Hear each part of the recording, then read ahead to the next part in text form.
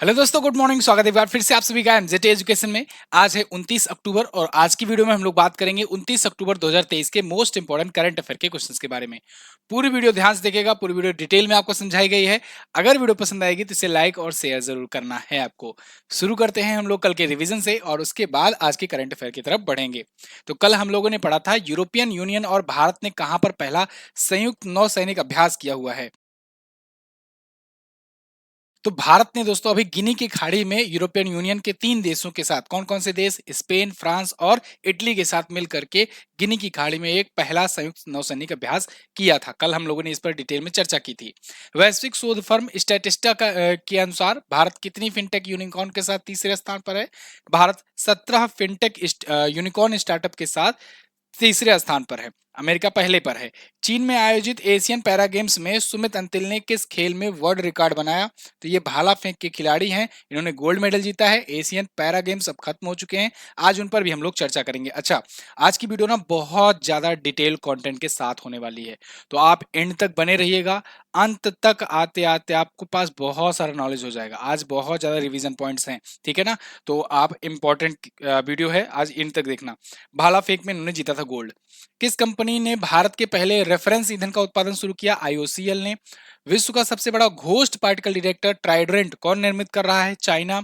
अक्टूबर 2023 में भारतीय सेना द्वारा कहां पर चाणक्य रक्षा संवाद हुआ। ये हुआ दोस्तों नई दिल्ली में। और रॉबर्ट फिको ये कौन सी बार स्लोवाकिया के प्रधानमंत्री बने हैं, चौथी बार। इसके अलावा अभी हाल ही में राजस्थान सरकार ने I start talent connect portal launch किया है। अभी हाल ही में दीप नारायण नायक जो कि बंगाल के टीचर हैं, इनको वैश्विक शिक्षक पुरस्कारों में टॉप 10 में नॉमिनेट कर लिया गया है। अभी हाल ही में वर्ल्ड हेल्थ ऑर्गेनाइजेशन ने सारंग देव को अपनी टीबी सलाहकार समूह में शामिल किया हुआ है। ये टॉप 10 करंट अफेयर के क्वेश्चंस थे कल की वीडियो से, जिनका आपने किया है क्विकली 1 मिनट में रिविजन। अब बात करेंगे आज की करंट अफेयर की, लेकिन उससे पहले आपको बता दूं इसकी डिटेल पीडीएफ और डिटेल्स के साथ क्विज आपको एमजेटी ऐप पर मिलेगी। तो एमजेटी ऐप आप गूगल प्ले स्टोर से डाउनलोड कीजिए, बहुत ही खूबसूरत ऐप है। आप इस ऐप को यूज करेंगे तो बहुत सारी चीजें इसमें फ्री में भी आपको मिलेंगी। आप बहुत अच्छा प्रिपरेशन अपना कर सकते हैं। शुरू करते हैं पहले ही क्वेश्चन से। तो पहला ही क्वेश्चन है एशियन पैरा गेम्स से। तो एशियन पैरा गेम्स दोस्तों अब हो गया है समाप्त। यहां पर पूछा गया है कि एशियन पैरा गेम्स जो हुआ उसमें भारत ने कितना स्वर्ण पदक जीता है। तो एशियन पैरा गेम्स में इस बार भारत ने जीते हैं दोस्तों गोल्ड मेडल टोटल 29। वहीं सिल्वर मेडल की संख्या है 31 और ब्रॉन्ज मेडल की संख्या है 51। टोटल मेडल आए हुए हैं 111। तो 111 जो है ये टोटल है, ये याद रखना। गोल्ड अगर पूछा जाए तो आप बताओगे 29 है। यहां पर भी आप देख सकते हो गोल्ड मेडल 29, ब्रॉन्ज मेडल 51 और सिल्वर मेडल 31, टोटल 111 मेडल। इस बार इसमें भी इतिहास बना है, मतलब आज तक के इतिहास में 111 मेडल्स भी नहीं आए थे पैरा गेम्स से। देखो इसमें ब्रॉन्ज मेडल्स बहुत ज्यादा आए हुए हैं, गोल्ड मेडल एक ज्यादा है। आपको अगर याद हो 28 गोल्ड हम लोगों ने एशियन गेम्स में जीता था और 38 सिल्वर जीता था। यहाँ पर 29 गोल्ड जीते हैं और 31 सिल्वर जीते हैं, 51 ब्रॉन्ज जीते हैं, ठीक है ना। तो 111 इसमें पाए हुए हैं और हम लोग एशियन गेम्स में जो हुआ उसमें 107 मेडल टोटल जीते थे, ठीक है। तो दोनों इवेंट हो चुका है। ये पैरा एथलीट के लिए होता है, वो नॉर्मल एथलीट के लिए होता है। अब इसके बारे में डिटेल्स जान लो क्योंकि ये समापन हो चुका है दोस्तों। ये होंगजोउ 2022 एशियन पैरा गेम्स कहा जाएगा। 2022 क्यों कहा जाएगा, क्योंकि ये होना 2022 को था, लेकिन ड्यू टू कोविड 19 चाइना ने एक साल के लिए पोस्टपोन किया। तो ये हो तो रहा है 2023 में, लेकिन कहा जाएगा 2022 ही, क्योंकि इसका शेड्यूल 2022 को ही था। ठीक वैसे ही जैसे टोक्यो के टाइम में हुआ था, टोक्यो ओलंपिक 2020 जो हम लोग कहते हैं, ठीक है। होंगजोउ ये हुआ चाइना में, होंगजोउ में, जहां पर एशियन गेम होगा वहीं पर एशियन पैरा गेम्स होगा उसके बाद। इसके बाद इसका मोटो आपसे पूछा जा सकता है। मोटो आप बताएंगे heart meets dream sign. Fei Fei इसका मस्कट था। मस्कट क्या था, फेई फेई। ये पूछा जा सकता है आपसे। मेडल टेबल्स में टॉप पर चाइना रहा, सेकंड पर ईरान रहा, थर्ड पर जापान रहा, चौथे पर साउथ कोरिया रहा और पांचवें स्थान पर इंडिया रहा है। ये भी एक इंपॉर्टेंट पॉइंट है। एशियन गेम्स में हम लोगों ने देखा था चौथा स्थान था इंडिया का, इसमें पांचवा स्थान है। ऊपर से सारा क्रम वही था, बस ये ईरान बीच में घुस पड़ा है, ईरान बीच में नहीं था। बाकी आप टॉप पर चाइना था, उसमें दूसरे पर जापान, तीसरे पर साउथ कोरिया और चौथे पर इंडिया था। लेकिन इस वाले में दूसरे पर ईरान आए पहुंचा है, ठीक है ना, 44 गोल्ड के साथ। याद रखना इसमें 214 गोल्ड चाइना जीता है। टोटल 521 मेडल चाइना के हैं अकेले, 521 मेडल, ठीक है। वाह भाई, तो ये चीजें थी। आगे बढ़ते हैं। हाल ही में सुल्तान इब्राहिम सुल्तान इस्कंदर को किस देश का नया राजा चुना गया है? तो सुल्तान इब्राहिम सुल्तान इस्कंदर ये नए राजा बन गए हैं दोस्तों, कहाँ के? मलेशिया के। मलेशिया के ये हैं सुल्तान इब्राहिम सुल्तान इस्कंदर। तो ये बन गए हैं अब राजा। अब राजा हो गए हैं वहां के। वहां पर भी अभी राजतंत्र चल रहा है। राजा के दौरान, हालांकि राजतंत्र में वहां राजा को बहुत ही एक औपचारिक रूप से रखा जाता है, जैसे ब्रिटेन वगैरह में है, या फिर जैसे कह लो कि इंडिया में राष्ट्रपति का पद है।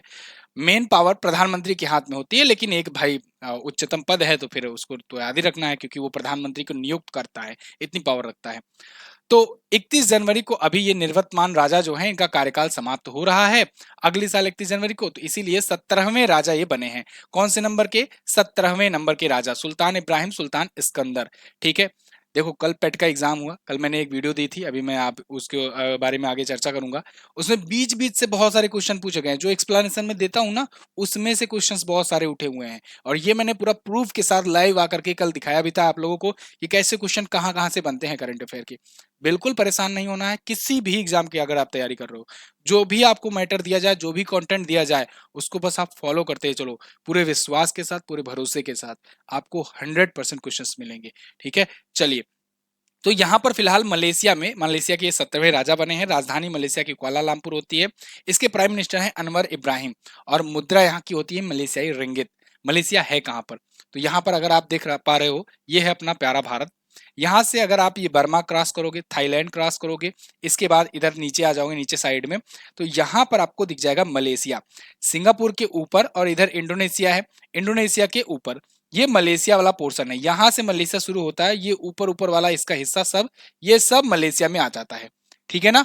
तो ये पूरा मलेशिया है। मलेशिया की राजधानी होती है कुआलालंपुर, और यहाँ की मैंने आपको मुद्रा बताया रिंगित। ठीक है, याद रखना ये चीजें। आगे बढ़ते हैं। अच्छा, ये कौन सा रीजन है? ये साउथ ईस्ट एशियन रीजन है, जिसके लिए आसियान ग्रुप है। आगे बढ़ते हैं। भारतीय सेवा की पहली वर्टिकल सेना की, ये सेना रहेगा, भारतीय सेना की पहली वर्टिकल विंड टनल का उद्घाटन किस राज्य में किया गया? तो दोस्तों अभी हाल ही में भारतीय सेना ने अपनी पहली वर्टिकल विंड टनल का उद्घाटन किया है हिमाचल प्रदेश में। हिमाचल प्रदेश के ही एक ट्रेनिंग सेंटर में, एक स्कूल में, जहां पर आर्मी वगैरह को ट्रेनिंग दी जाती है, वहीं पर ये वर्टिकल विंड टनल बनाई गई है। ये है क्या, इसको समझो।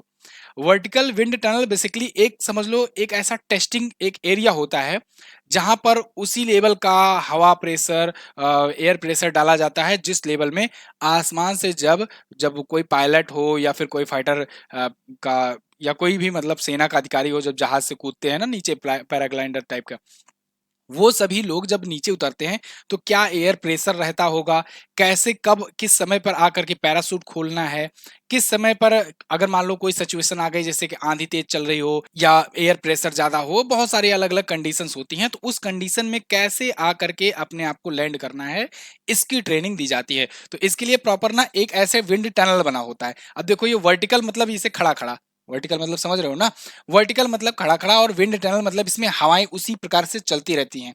तो उसी प्रकार चलती रहती हैं, और ऐसे ही इस प्रकार से इस हिसाब से ये लोग उतरते हैं और कब पैराशूट खोलते हैं, मतलब एक प्रैक्टिस सेशन समझ लो, रूम के अंदर ये लोग करके रहते हैं। और उसके बाद ग्राउंड लेवल पर ये लोग, जिससे जहाज में अगर कूदें, जहाज से या फिर फाइटर प्लेन वगैरह से, कभी ऐसे सिचुएशन में जो बहुत ऊंचाइयों पर, लद्दाख जैसे घाटियों में अगर वहां पर हो तो कोई दिक्कत ना आए, पहले से ट्रेनिंग मिली हो, तो उसी के लिए है ये। तो सेना की पहली वर्टिकल विंड टनल है। अमेरिका हुआ, चाइना हुआ, ये सब यूरोपियन देश हुए, ये सब बहुत पहले से ये सब चीजें कर रहे हैं, इस प्रकार के ट्रेनिंग करते हैं। तो भारतीय सेना भी अब एडवांस लेवल की ट्रेनिंग दे रही है। अभी मैं आपको बताऊं, जिस प्रकार से हाइपरसोनिक मिसाइलें वो करती हैं ना, मूव करती हैं, तो हाइपरसोनिक स्पीड में प्राप्त कर पाती हैं। अभी कुछ महीनों पहले, कुछ महीने क्या कहें कि साल भर लगभग हो गए, जब वही ओलंपिक चल रहा था, उस समय न्यूज आ रहा था, तो मैंने पढ़ा था कि चाइना वगैरह में जो उनके तैराक हैं, उनको उस हिसाब से ट्रेनिंग दी जा रही है कि जैसे जैसे हाइपरसोनिक मिसाइल को एक टनल से एक प्रकार से गुजारा जाता है टेस्ट प्रक्रिया में, उस हिसाब से उस प्रक्रिया से उनको भी गुजारा जा रहा है। इस लेवल की एथलीट को ट्रेनिंग दी जा रही है, उनको पूरा इंजन की तरह बनाया गया, क्यों? जिससे मेडल्स आए। तो ये है एडवांस, दुनिया भर में बहुत एडवांस चीजें चल रही हैं, चाहे एथलीट की ट्रेनिंग हो, चाहे खेल में हो या सेनाओं में हो, बहुत आगे निकल चुका है। फिलहाल इंडिया भी अब तेजी से बढ़ रहा है, इंडिया भी अब रक्षा क्षेत्र में इस प्रकार के खर्चे कर रहा है, तो जिससे ये सब चीजें हो। सेना प्रमुख जनरल मनोज पांडे जी ने इसको शुरू किया। पैराशूट खोलने के दौरान फ्री फाल स्थिति मतलब वही कि कैसे फ्री होकर के गिरे और कब सिचुएशन पे पैराशूट खोलें, ये सब की ट्रेनिंग हो रही है। चलिए, अब भारतीय सेना पिछले दिनों में कब कब चर्चे में आई थी, क्यों चर्चे में आई थी, इसको हम लोग देख लेते हैं। तो देखो जी, हिमाचल प्रदेश में सेना की पहली अभी वर्टिकल विंड टनल स्थापित की गई। भारतीय सेना द्वारा नई दिल्ली में अभी चाणक्य रक्षा संवाद हुआ, कल हम लोगों ने इस पर चर्चा किया था। उधमपुर सैन्य स्टेशन को बेस्ट ग्रीन मिलिट्री स्टेशन का पुरस्कार मिला। नई दिल्ली में पहला भारतीय सैन्य विरासत महोत्सव ये खोला गया, ये आयोजित हुआ। मतलब सेना प्रमुख मनोज पांडे जी ने नागा रेजिमेंट को प्रेसिडेंट कलर्स पुरस्कार प्रदान किया है। और भारतीय सेना कैम्ब्रियन पेट्रोल सैन्य अभ्यास में गोल्ड मेडल जीती है, जो कि इंग्लैंड में आयोजित हुआ था। क्लियर है, ये भारतीय सेना से रिलेटेड क्वेश्चन था। भारतीय सेनाओं में अगर बात करें तो 3 प्रकार की सेना है, आप जानते हो।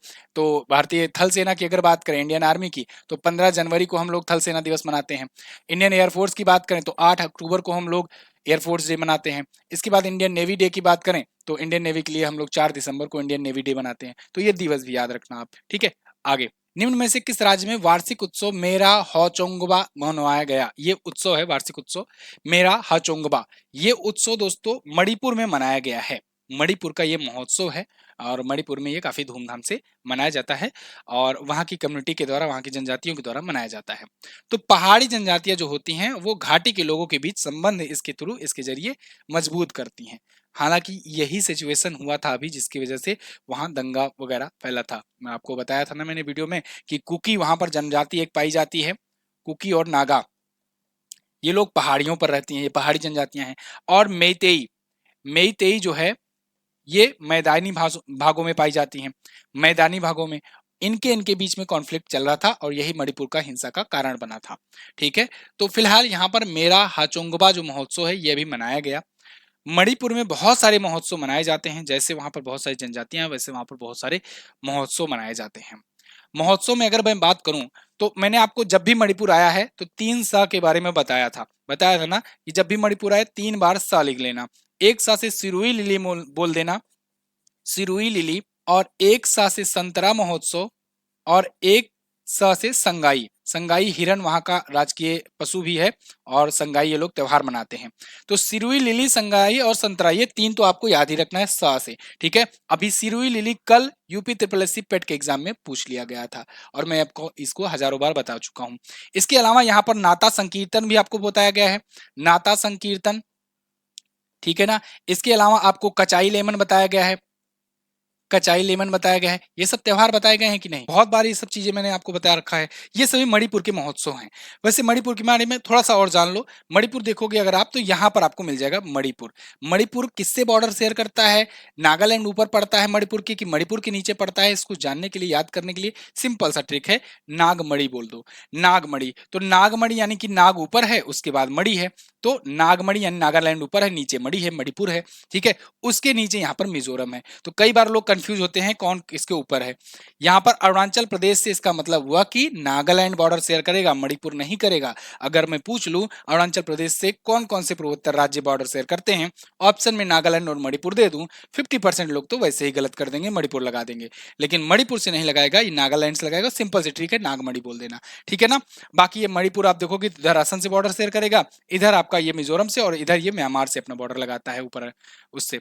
लोकटक झील है यहाँ पर, लोकटक झील के ऊपर कीबुल लामजाओ नेशनल पार्क है, इसीलिए ये नेशनल पार्क तैरता रहता है, क्योंकि झील के ऊपर है। जब झील के ऊपर है और तैरता रहता है, ऐसा दुनिया में अद्भुत नजारा है, इसीलिए ये दुनिया का इकलौता तैरता हुआ नेशनल पार्क है। वर्ल्ड फर्स्ट या कहे world's only one floating national park. Sirohi राष्ट्रीय उद्यान है यहाँ पर, लोसी झील है, तुजू दर्रा यहाँ पर है, इंपॉर्टेंट है, पूछा जाएगा ये तुजू दर्रा। बाकी आप बीरेन्द्र सिंह जी के को बीजेपी पार्टी का यहाँ पर सीएम मानिए, अनसुईया उइको को यहाँ का गवर्नर समझिए। जिले 16 हैं, विधानसभा 60 सीटें हैं, तो लोकसभा में 2, राज्यसभा में 1 सीट यहाँ से जाती है। अगला क्वेश्चन, हाल ही में कौन सा हैरिकेन मैक्सिको के दक्षिणी तट से टकराया? देखो, जैसे मैंने आपको बताया है कि भारत के आसपास के क्षेत्रों में अगर कोई तूफान आता है चक्रवाती, तो हम लोग बोलते हैं चक्रवाती तूफान, ठीक है। चक्रवाती तूफान आ गया, साइक्लोन आ गया। यही अगर अमेरिकी महाद्वीप में अगर कोई आता है तूफान, तो वो लोग कहते हैं हैरिकेन आ गया, हैरिकेन आ गया, ठीक है ना, क्या कहते हैं, हैरिकेन आ गया, चक्रवाती तूफान। चक्रवाती मतलब घूमता हुआ तूफान आता है समुद्री। और अगर यही जापान वाले हिस्से में, चाइना वाले हिस्से में आ गया तो ये लोग कहते हैं टाइफून आ गया। क्या बोलते हैं, टाइफून आ गया, है ना, टाइफून। तो यहाँ पर हैरिकेन आया है। तो ये सबसे पहली बात तो अमेरिकी महाद्वीप में होगा, तो मतलब मैक्सिको है। ठीक है, मैक्सिको अगर दिया है तो ठीक है, नहीं दिया होता तो आप समझ जाते। कौन से नाम का आया है, तो आप बताएंगे ओटिस नाम का। ओटिस नाम का हैरिकेन आया हुआ है, ठीक है ना, हैरिकेन। तो ये मैक्सिको में अभी आया हुआ है, काफी तबाही मचा रहा है और कहा जा रहा है ये मैक्सिको के प्रशांत क्षेत्र से आने वाला अभी तक का सबसे पावरफुल है। इसकी स्पीड 270 किलोमीटर प्रति घंटे की हो गई है। कैटेगरी 5 का ये तूफान माना जा रहा है। और ये हैरिकेन जो है अमेरिकी महाद्वीप में है। भारत में अभी दोनों तरफ से आ गए थे एक साथ ही, एक तरफ से एक साथ आ गए थे, मतलब बंगाल की खाड़ी से भी और अरब सागर से भी, दोनों साइड से उठा था। तो बंगाल की खाड़ी से जो उठा उसको हम लोगों ने हामून नाम दिया है। और जो गति नाम का तूफान आया ये उठा था अरब सागर से, इसको हम लोगों ने गति नाम दिया है। हम लोगों में मतलब हमने नहीं दिया है, भारतीयों ने नहीं दिया, भारतीयों ने गति वाला दिया है नाम। ये वाला नाम किसने दिया है, ईरान ने दिया है, ईरान ने दिया है। ये वाला इंडिया ने दिया है, ठीक है ना। याद रखना तूफानों के नाम कैसे दिए जाते हैं ये भी मैं बता चुका हूँ ऑलरेडी। आगे बढ़ते हैं। मैक्सिको अगर आप देखना चाहोगे कहाँ पर है, तो अपने वर्ल्ड मैप में थोड़ा सा हम लोग प्रशांत महासागर की तरफ से देखेंगे। हर बार उधर से ही घुमाते हैं, इस बार इधर से आपको ले चलते हैं ना। ये रहा अपना प्यारा भारत। इस बार इधर से आओ, ग्लोब है, घूमो पृथ्वी के तरफ। इधर से आओगे अगर आप, तो इधर से आते आते आप इधर पैसिफिक ओशियन क्रॉस करोगे तो ये मिलेगा अमेरिका, अमेरिका कॉन्टिनेंट। तो नॉर्थ अमेरिका कॉन्टिनेंट में तीन बड़े देश हैं, कौन कौन से हैं, एक तो ऊपर कनाडा है, बीच में यूनाइटेड स्टेट्स ऑफ अमेरिका है, और नीचे यहाँ पर मैक्सिको है। और यही मैक्सिको के पास यहीं से ये आया हुआ है। वैसे तो कई सारे देश हैं, ये ग्वाटेमाला, निकारागुआ, क्यूबा, ये सब है, लेकिन मैक्सिको में तूफान आया है। ठीक है, समझ में आई बात। आगे बढ़ते हैं। हाल ही में किस राज्य के मुख्यमंत्री ने स्वयं पूर्ण ई बाजार लॉन्च किया, तो अभी हाल ही में गोवा के मुख्यमंत्री प्रमोद सावंत जी ने स्वयं पूर्ण ई बाजार लॉन्च किया है। स्वयं पूर्ण ई बाजार जो है ये स्वयं सहायता समूह वाली जो महिलाएं होती है ना, यानी सेल्फ हेल्पिंग ग्रुप्स की जो महिलाएं होती हैं, उनके लिए लॉन्च किया गया है। उनके लिए एक प्लेटफॉर्म लॉन्च किया गया है। अभी कुछ दिन पहले भी मैंने आपको हरियाणा के एक महोत्सव के बारे में बताया था। सेम ऐसी सिचुएशन, सेल्फ हेल्पिंग ग्रुप्स के जो भी महिलाएं हैं वो अपना प्रोडक्ट कैसे बेचें, कहां पर बेचें, उनके लिए एक प्लेटफॉर्म था। वो मेला जो आयोजित हो रहा है हरियाणा में, गुरुग्राम में, यहाँ पर इन्होंने ऑनलाइन प्लेटफॉर्म ही लॉन्च कर दिया है। एक ई कॉमर्स टाइप का प्लेटफॉर्म लॉन्च कर दिया है, जहां पर महिलाएं अपने प्रोडक्ट को शोकेस कर सकेंगी और जिससे लोग वहां से जाकर खरीद सकेंगे। ठीक है, तो ये प्लेटफॉर्म गोवा के द्वारा लॉन्च किया गया है, गोवा सरकार के द्वारा, स्वयं सहायता समूह की महिलाओं के लिए। ऑनलाइन पोर्टल है, ऑनलाइन लोग खरीद सकेंगे। गोवा आया है, गोवा के बारे में जानो। गोवा भारत का सबसे छोटा राज्य है क्षेत्रफल की दृष्टि से। महाराष्ट्र और कर्नाटक के बीच में पड़ता है यहाँ पर गोवा। केवल दो ही जिले हैं, ठीक है ना। जिले दो हैं। विधानसभा में सीटें 40 है, लोकसभा में 2 सीट जाती है, राज्यसभा में 1 सीट जाती है। यहाँ पर अंसी नेशनल पार्क है, ये पूछा जाता है बहुत। और भगवान महावीर नेशनल पार्क या वन्यजीव अभयारण्य जो है ये भी पूछा जाता है। इसके अलावा Pramod Sawant BJP party CM, PS Sreedharan Pillai यहाँ के गवर्नर हैं। अभी इनकी एक पुस्तक आई थी, वैसे तो 3 पुस्तकें लॉन्च की। एक जो सबसे ज्यादा चर्चे में रही, अंते प्रिया कविता काल, ये इनकी पुस्तक है, अभी इन्होंने लिखी थी। बाकी तो ठीक है, द डेलो, दिवाली नाच, घोड़े मोदनी, ये प्रमुख लोक नृत्य हैं, ये भी याद रखना। गोवा से जो अभी पिछले दिनों में चर्चे में आई थी पुस्तकें, जो क्वेश्चंस, उनको देखते हैं। जैसे 37वें राष्ट्रीय खेल का आयोजन हो रहा है, चल रहा है अभी। ये 3 पुस्तकें जो मैंने आपको बताई, पीएस श्रीधरन पिल्लई जो यहाँ के गवर्नर हैं, इन्होंने लॉन्च की है। Heritage of Goa, when parallel lines meet, Ente Priya Kavithakal, ये तीनों आप याद रखेंगे।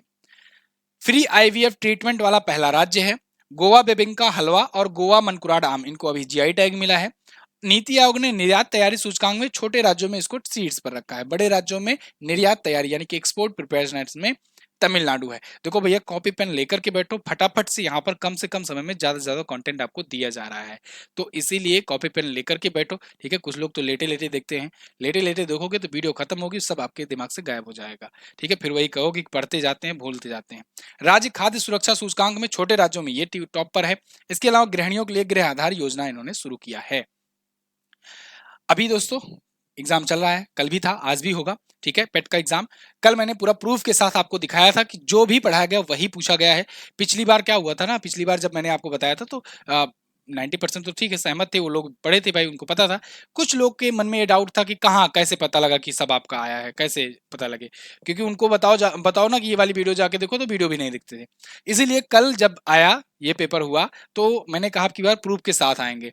तो कल की ये मैंने लाइव आकर के आप लोग को दिखाया भी पूरा क्वेश्चन, वो भी ऐसे क्वेश्चन हूबहू बहू क्वेश्चन का लैंग्वेज भी मिल रहा था ऑप्शन समेत, समझ लो ऐसे ऐसे क्वेश्चन। ठीक है, मतलब चारों ऑप्शन नहीं मिल रहे थे, नहीं तो आयोग वाले हमारे पीछे पड़ जाएंगे। मतलब उसमें दो दो ऑप्शन मिल रहे थे कभी कभी।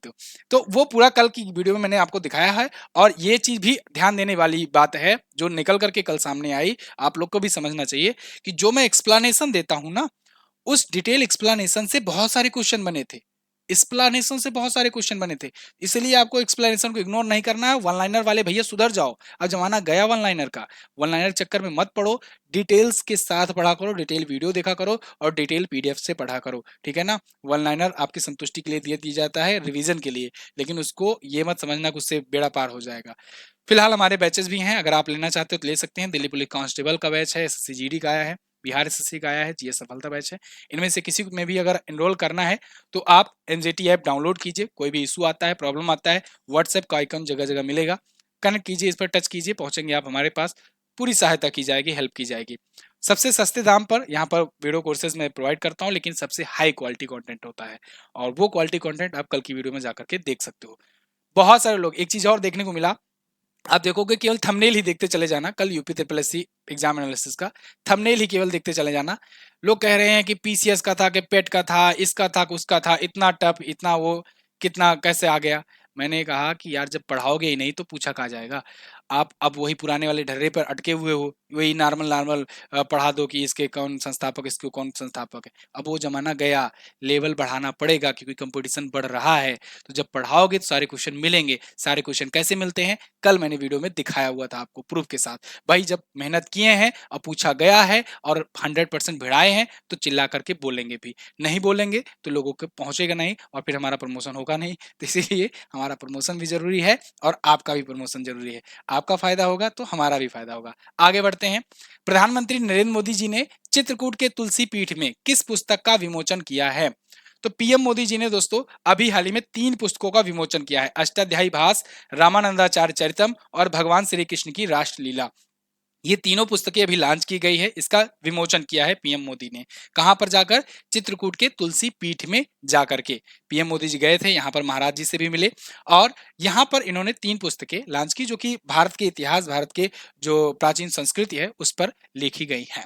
3 पुस्तकें, ठीक है ना। अच्छा एक चीज और, चित्रकूट का तुलसी पीठ है, यहीं पर मैंने आपको बताया था कि चित्रकूट में ही एक धनुष के आकार का एक दोस्तों बन रहा है ग्लास ब्रिज। ठीक है, वो यूपी का पहला ग्लास ब्रिज है, ये भी ध्यान रखिएगा आप। ठीक है, चित्रकूट में ही बन रहा है। चित्रकूट वो वही जगह है जहां पर भगवान रामचंद्र जी गए थे वनवास में। ठीक है, चित्रकूट में ही वो अपना कुटिया बनाए थे। फ्रांस द्वारा किस भारतीय अभिनेत्री को सेवेलियर डांस ले Audrey dress arts and dress letters की उपाधि से सम्मानित किया जाएगा? ये बहुत ज्यादा चक्कर में मत पड़ना, बस यही समझ लेना फ्रांस ने किस भारतीय अभिनेत्री को सम्मानित किया। तो अभी ऋचा चड्ढा को सम्मानित किया गया है। ठीक है, इस सम्मान से, ये है ऋचा चड्ढा, अभी फुकरे 3 मूवी आई थी उसमें भी थी शायद, यही वाली तो है, हाँ शायद यही है। तो इनको सम्मानित किया गया है, ये पूरा नाम है, अंग्रेजी वाले ये पढ़ लें, हिंदी वाले ये पढ़ लें, मैं नहीं पढ़ूंगा इनको। दोस्तों इनकी एक फिल्म आई थी मसान, तो उसमें ये को प्रोड्यूसर थी, 2015 में आई थी, तो उसके लिए ये इनको सम्मानित किया गया है फ्रांस की तरफ से। हाल ही में your window to the world theme के साथ 27 अक्टूबर को कौन सा दिवस मनाया गया? तो your window to the world इस थीम के साथ अभी विश्व दृश्य श्रव्य विरासत दिवस मनाया गया। विश्व दृश्य श्रव्य विरासत दिवस ये मनाया गया। अभी कब मनाया जाता है? 27 अक्टूबर को मनाया जाता है। क्या थी theme? Your window to the world. ठीक है ना। अब देखो, जो रिकॉर्ड किए गए जो ऑडियो विजुअल्स हैं, जो अब विरासत बन चुके हैं, जो प्राचीन समय के हैं, अब मैं एक आपको सीधा सा एग्जांपल देता हूं। Brothers and sisters of America, याद आ रहा है कुछ? दिया गया वो भाषण जो स्वामी विवेकानंद जी का था, पूरे विश्व में पॉपुलर हुआ। वो जो ऑडियो क्लिप है, वो इनफैक्ट वीडियो क्लिप भी है आज के टाइम पर अवेलेबल है, अगर आप देखोगे यूट्यूब पर तो तालियां बजती रही थी 2 मिनट तक लगातार। ऐसे ऑडियो विजुअल्स जो आज भी हैं, विरासत के रूप में इकट्ठा हैं, तो उनके संरक्षण, उनके प्रति अवेयरनेस फैलाने के लिए ये दिवस मनाया जाता है। ठीक है ना। 2005 में इसकी शुरुआत की गई थी यूनेस्को के द्वारा। यूनेस्को आया है, United Nations Educational Scientific and Cultural Organization. इसका हेडक्वार्टर बड़ा पूछा जाता है, हेडक्वार्टर याद रखना पेरिस में। कहां पर? पेरिस में। अच्छा, यूनेस्को ने अभी वर्ल्ड हेरिटेज साइट में भारत के दो मॉन्यूमेंट्स को शामिल किया। कौन कौन सा? एक तो 41वां और एक 42वां। 41वां बना था दोस्तों शांति निकेतन, याद रखना पूछा जाएगा, शांति निकेतन।